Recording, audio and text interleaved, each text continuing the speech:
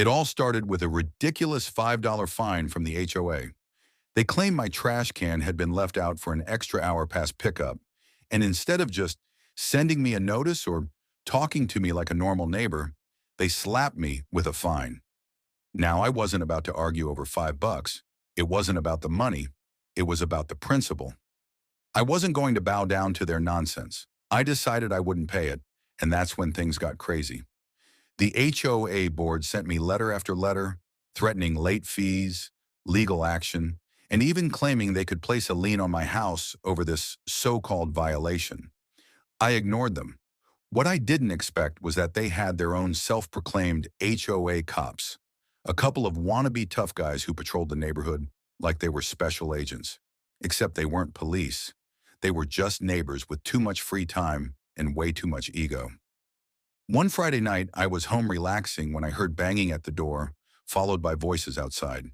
These so-called HOA cops were shouting that I needed to pay my fine and that they were authorized to enter my property. Authorized by who? Their little HOA rulebook? Before I could even get to the door, I heard the sound of the lock being forced. They were actually breaking into my house over a $5 fine. What they didn't know was that my son had just come home from deployment. He served in the Special Forces, and let's just say he wasn't exactly the kind of guy you wanted to surprise in the middle of the night.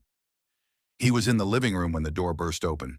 The HOA cops stepped in, puffing their chests like they owned the place, and then froze when they saw him standing there. My son didn't even flinch. Calm as ever, he told them they had 3 seconds to leave before things got very, very uncomfortable for them.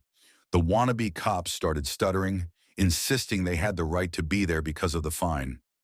My son stepped forward, and in his voice, the kind of voice that only comes from years of training and authority, he told them again to get out.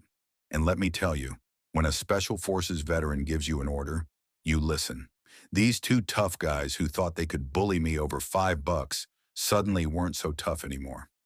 They backed up fast, mumbling something about miscommunication, and practically tripped over each other running out of my house. But it didn't end there. My son wasn't about to let this go.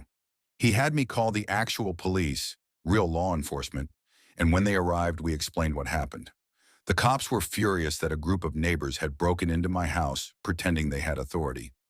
It turned out this wasn't the first time these so-called HOA enforcers had harassed residents. They had been warned before, but thought they were untouchable. This time, the police weren't playing around. Both of them were arrested on the spot for trespassing and breaking and entering.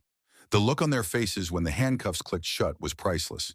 These guys had strutted into my house thinking they were in charge, and now they were being hauled away like common criminals.